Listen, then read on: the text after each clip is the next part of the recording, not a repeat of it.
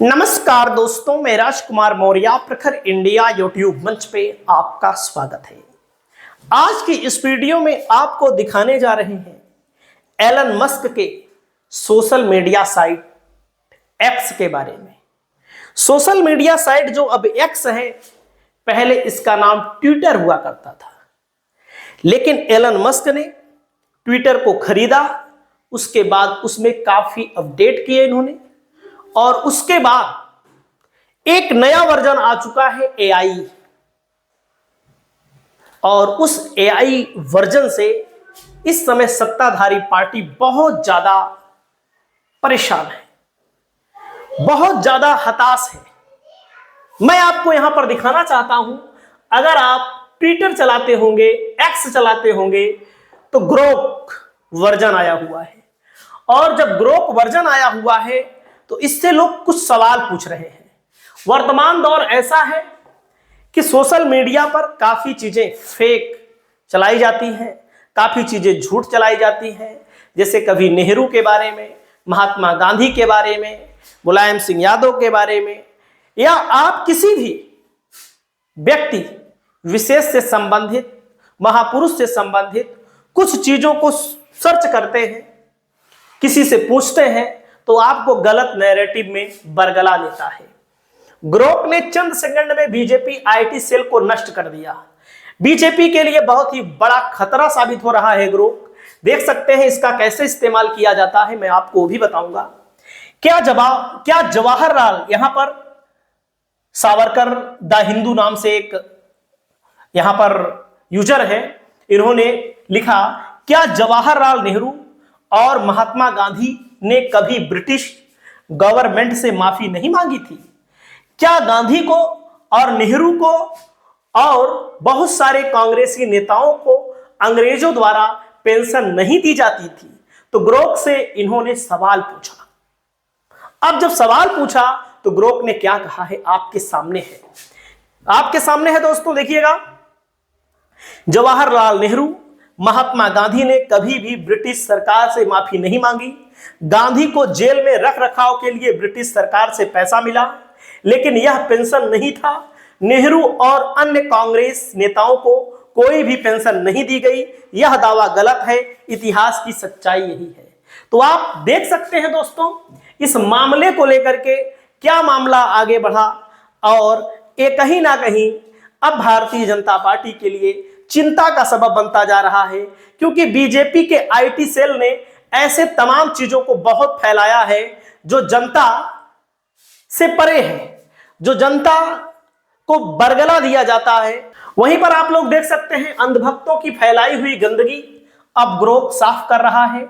ऐसे तो WhatsApp university के पागल छात्र बेरोजगार हो जाएंगे। तो इसमें लिखा गया, देखिएगा, हेलो, क्या कुरान में सच में लिखा है कि धरती चपटी है, और इसमें कितनी सत्यता है? तो ग्रोक ने जब जवाब दिया, नमस्ते, कुरान में धरती को चपटी बताने वाला कोई साफ आयत नहीं है। कुछ लोग फर्श या बिछोना जैसे शब्दों का गलत समझते हैं, लेकिन ये रूपक है। कुरान यहां पर लिखा है, दहा शब्द का मतलब बिछाया है, जो धरती को रहने लायक बनाने की बात करता है, ना कि इसके आकार की। वैज्ञानिक तौर पर धरती गोल है, और मध्ययुगीन मुस्लिम विद्वानों जैसे अल बिरूनी ने भी इसे गोल ही माना है, और कुरान और साइंस में कोई टकराव नहीं है। तो आप लोग देखिएगा, और भी मैं आपको दिखा रहा हूं यहां पर लोगों ने क्या सर्च किया है। लोगों अब ये कहीं ना कहीं बीजेपी के लिए चिंता का सबब बनता जा रहा है। अब आप यहां पर देख सकते हैं दोस्तों, भारत देश में व्याप्त बेरोजगारी और महंगाई, भ्रष्टाचार से ध्यान भटकाने के लिए कौन कौन से हथकंडे अपनाए जाते हैं, इस पर ग्रोक ने क्या जवाब दिया है आप लोग देख सकते हैं। रुक जाइएगा, ग्रोक का जवाब आया है। रिसर्च के मुताबिक बीजेपी सबसे ज्यादा डायवर्जन, टैक्सिस्ट जैसे हिंदुत्व और धार्मिक मुद्दों का इस्तेमाल बेरोजगारी, महंगाई और भ्रष्टाचार से ध्यान हटाने के लिए करती है।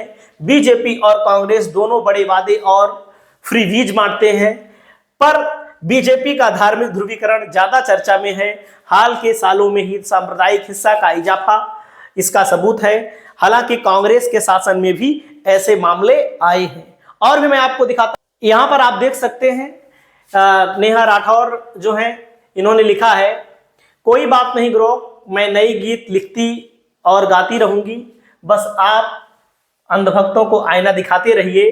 ग्रोक ने क्या कहा, ऐसा लगता है कि भारत में एआई जैसे मैं ग्रोक नेहा सिंह राठौर जैसे लोग गायकों की जगह पूरी जगह नहीं ले सकता। उनकी गायकी में मानवीय जुड़ाव और सांस्कृतिक गहराई जो एआई में नहीं शोध करता है कि एआई संगीत बनाने में मदद कर सकता है, पर भावनात्मक गहराई और राजनीतिक व्यंग में इंसान पीछे है। यहाँ एआई एक औजार है, खासकर लाइव प्रदर्शन और दर्शकों से जुड़ाव में ना कि विकल्प है। तो आपने यहाँ पर नेहा राठौर ने यहाँ पर पूछा, भारत में पिछले 10 सालों में कितने नए विश्वविद्यालय और एम्स बनाए गए। तो यहाँ पर देख सकते हैं ग्रोक ने क्या रिप्लाई दिया है। तो पिछले 10 सालों में बड़ी संख्या में उच्च शिक्षा संस्थान, नए संस्थान स्थापित किए गए, जिसमें 7 आईआईटी, 16 आईआईटी, 7 आईआईएम, 15 एम्स और 390 विश्वविद्यालय यहां पर दिया गया है। लेकिन नेहा सिंह राठौर ने लिखा है, एक ग्रोक नाम से नकली आईडी है जो फर्जी आंकड़े दे रही है। अंधभक्तों की इज्जत बचाने के लिए इसका इजाद किया गया है ताकि उनका मोरल डाउन ना हो, वो थिथराई करते रहें। तो यहाँ पर इसमें बताया गया है। तो लोग यहाँ पर मजे भी ले रहे हैं। और मैं आपको बताना चाहता हूँ कि पिछले 10 सालों में बड़ी संख्या में उच्च शिक्षा संस्थान में ये सारी चीजें भले बताई गई हैं, लेकिन इसमें सच्चाई थोड़ा कम नजर आती है। वहीं पर दोस्तों मैं आपको दिखाना चाहूंगा, ग्रोक यहाँ पर पूछा गया, पंचत पुत्र के नाम से किन लोगों को जाना जाता है। यहाँ पर शर्मा लिखते हैं, परितोष शर्मा। पंचत पुत्र के नाम से पांडव, खासकर अर्जुन, महाभारत में उनकी मां कुंती ने उन्हें नाम दिया था, क्योंकि वे धनुर्धर होने के साथ साथ 5 भाइयों में एक थे। मजेदार बात यह है कि अर्जुन का असली नाम तो पार्थ था, लेकिन पंचर पुत्र ज्यादा चर्चा में रहा। तो देख सकते हैं